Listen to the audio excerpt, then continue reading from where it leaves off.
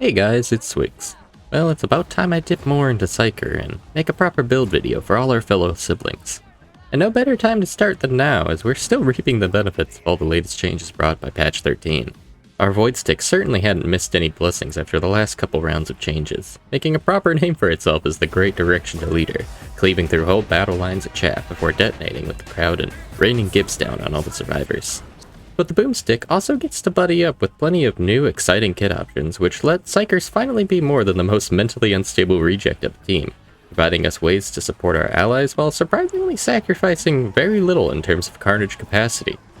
So this video will be focusing on my current favorite Psyker build, a build which enables Psykers to become a mobile fortress protecting their crew while unleashing psychic barrages that carve through fields of heretics, supplying both support and slaughter in equal measure.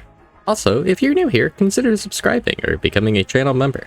Members and Super Chats both receive priority responses in the comments for questions and video ideas, and your support goes a long way for the channel. So, what do we want to accomplish with this build? Well, first, a celebration of all the terrifying new powers our warp-touched friends have at their disposal. And we will be accomplishing this with a strong focus on ranged warp damage that makes us an incredibly flexible artillery emplacement on the battlefield for the team. But we also want to achieve that mobile fortress theme as well, and we'll be getting that by pairing our Void Strikes kit with the Telekine Bubble Shield. Our little bubble haven will create a safe artillery space to launch all of our attacks from without fear of immediate return fire until we've at least had a chance to cull some of those pesky shooters first. But the bubble doesn't just serve to protect us and our crew from incoming attacks, but it also acts as a psychological anchor for the team and promotes coherency bonuses from everybody within, which makes us not just a high-powered warp cannon, but also a solid backbone for the team to lean on. However, we will still need to maintain some responses to hordes and melee elites, as our bubble won't act as a bouncer, and we can easily still be encroached upon from the outside if the enemy is craving a brawl, even with our team acting as a meat shield buffer for us already.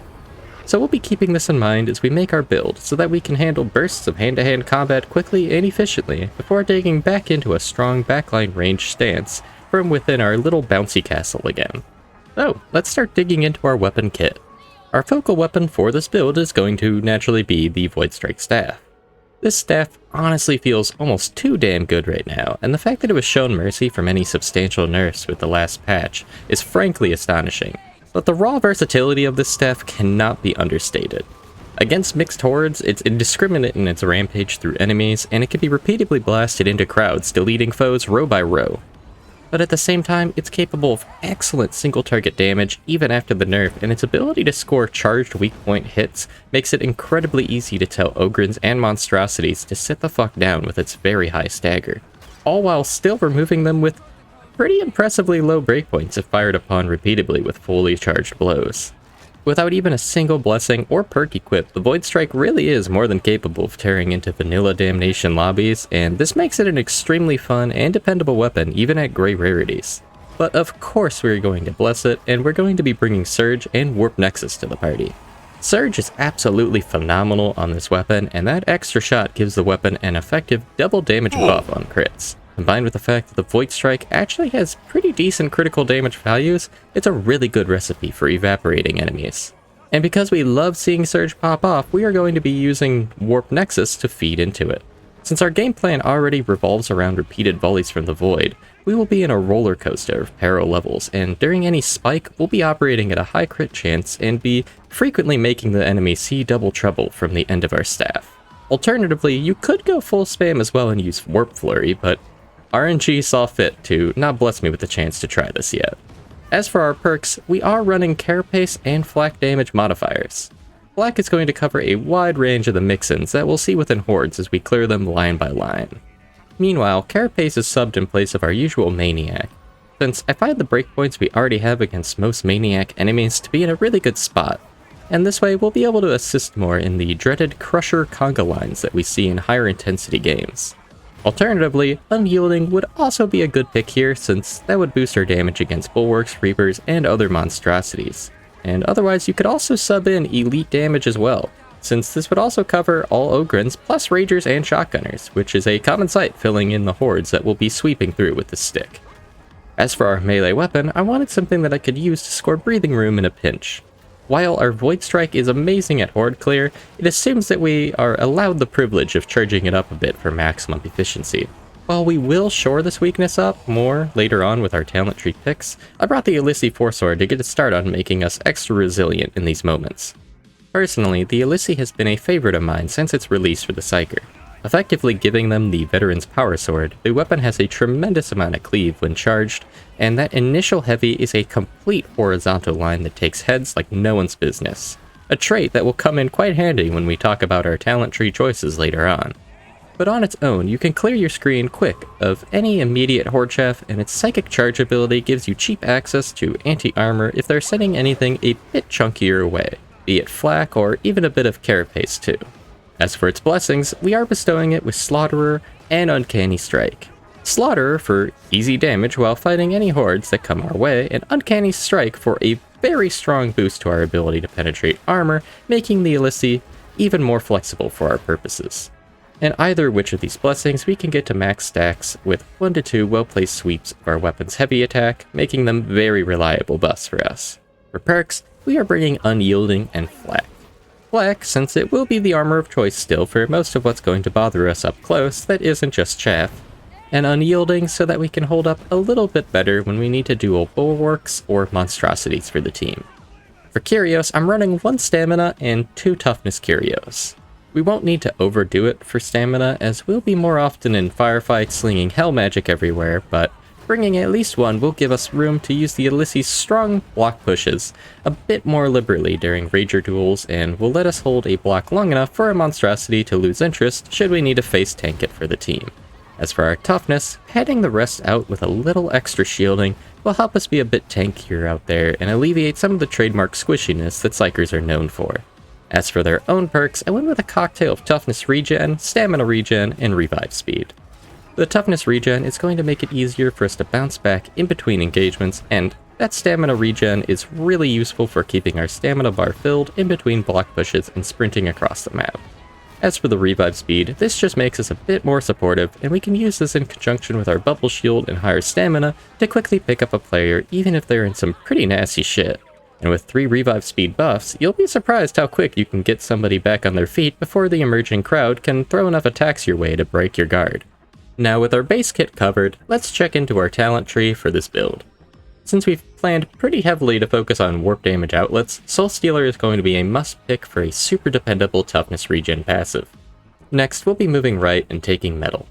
Since the critical hit trigger can hit numerous times in a single Void Strike surge column, this combined with Soul Stealer can give us near full heals in just a few lucky shots. And continuing forwards, we'll be taking Perfect Timing, which will boost our warp damage whenever we do snag those crits. And though it may seem like it, we really aren't trying to build that ludicrous of a crit engine. But it's along the way, and it'll secure us free damage, so we certainly aren't complaining. Pressing on, we'll take the 15 extra toughness and arrive at our blitz of choice, Assail. Even after its recent nerf to prevent complete spam, it's still a devastating cloud of daggers to throw down range at the enemy. And while we already have a ton of horde clear and ranged removal from our staff, the orb projectile does have some hurdles to overcome if the enemy is taking cover or is more spread out, which Assail inversely is excellent at working through with its zippy little stabs.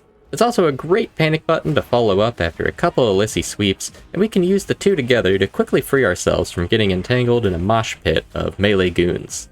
We'll also be upgrading it and taking ethereal shards for the extra cleave, and quick shards so that we can shamelessly spam it without regret.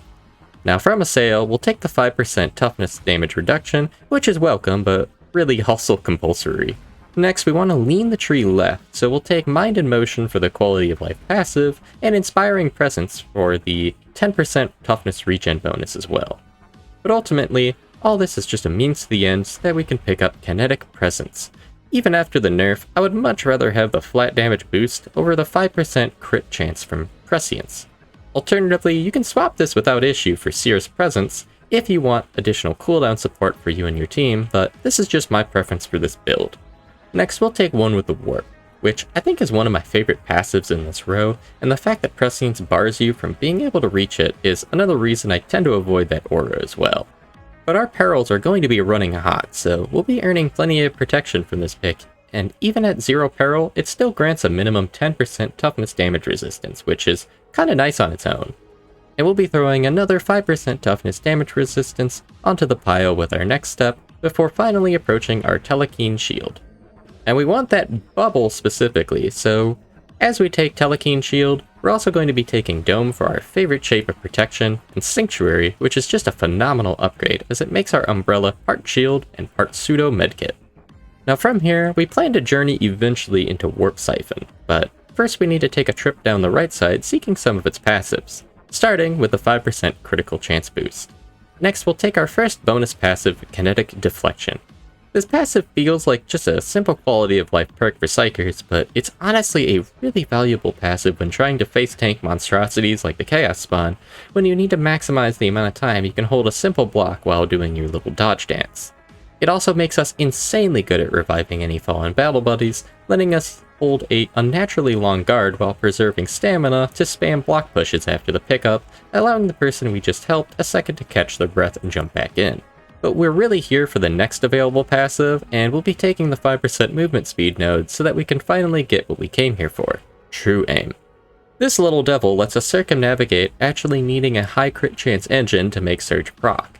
Not only is it insanely easy to proc with the Illicii, but even the Void Strike's charged attacks can instantly fill up True Aim as they clothesline their way through a horde. This gives us a very strong critical chance engine without actually touching our critical chance for the weapon. But jumping back to our shield node, we are now going to push down the left branch, taking the 5% peril resistance, the 50% larger coherency aura, the 5% toughness damage reduction, 30% quell speed buff, and the 15 extra toughness. All these are super useful in their own right, especially having that faster quell speed so that we can reset our perils quickly, but ultimately they're just stepstones along the way to our chosen keystone, Warp Siphon. At base, Warp Siphon is going to quicken the time in between being able to actually cast our Dome, but we'll also be upgrading it and bestowing it plenty more hats to wear to the party. First, we'll be upgrading it with Inner Tranquility so that we aren't constantly rubbing our temples to prevent sudden brain aneurysms while spamming Assail Darts and Void Strike volleys. Next, we'll be taking Imperium Empowerment so that we can also be dumping even more warp-flavored damage into the fire. After this, we'll take Psychic Vampire to secure fast access to full warp charge stacks, especially with our chosen specialty of melting hordes into slop. And finally, we'll cap it off with Warp Battery so that the ceiling of all of our benefits will be raised by an additional 2 warp charges. And for those curious, after all of our upgrades at max warp charges, our next cast for our Bubble Shield will only have a 22-second cooldown, and until then, we will have an additional 30% peril resistance and 24% extra base damage to all of our attacks, so all in all, this is a very good deal. So now that we have the talent tree covered, I want to spend some time talking about some general tips for the build while showcasing some gameplay of this build in action on Auric Damnation difficulties. One tip is to understand what tool is going to be the most effective at any given time. While we love the Void Strike as our main go-to, as mentioned, it's not the most effective against spread out enemies, and when a Crusher tag team is aiming to bat you around like a tennis ball in melee, the staff will also be a bit too slow to get a good enough charge to get the job done. And understanding when to swap to a sail or your melee weapon is especially key on higher intensity missions where it's essentially a DPS race between your team and the Horde, and figuring out the most efficient route to killing 8 bulwarks becomes pretty important when the game is already preparing the next onslaught of trappers and flamers to bring up the rear guard. And on that note, don't forget how strong your Force Sword can be in a fight. While it often plays second fiddle to our ranged capabilities, it's great at neutralizing plenty of threats with a well-placed head swipe. Plus, it is insanely good at controlling the melee with an impressively strong block push follow-up attack. While the follow-up attack only targets a single enemy to push back, it pushes, and can land Crushers and Ragers right on their ass, which can be real thorns in your side while running this build, so it's a welcome benefit. And since Kinetic Deflection severely discounts the stamina dependency for our blocks, we have plenty of stamina to drain into a flurry of panicked block pushes. But the Void Strike is a gift when the enemies are in really tight spaces, and in the tangled expanse of a hive city, these are in no short supply. However, if you don't have a literal bottleneck to cram them through, you can still corral their heresy-addled brains into spaces that minimize their spread. Using any available geometry around you to make them round corners or enter predictable flows through cover allow you to pierce more enemies with a single blast and make the most of your Void Strike's amazing cleave.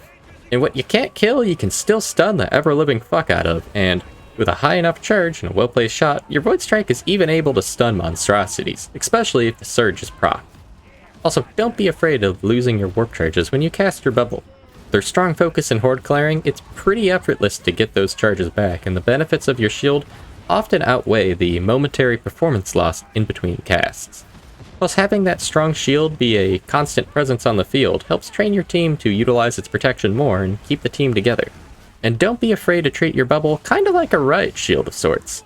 While it's natural to think of the bubble as something you cast directly over an objective or defensive point, you can derive a lot of extra value from it by using it more reactively against emergent threats.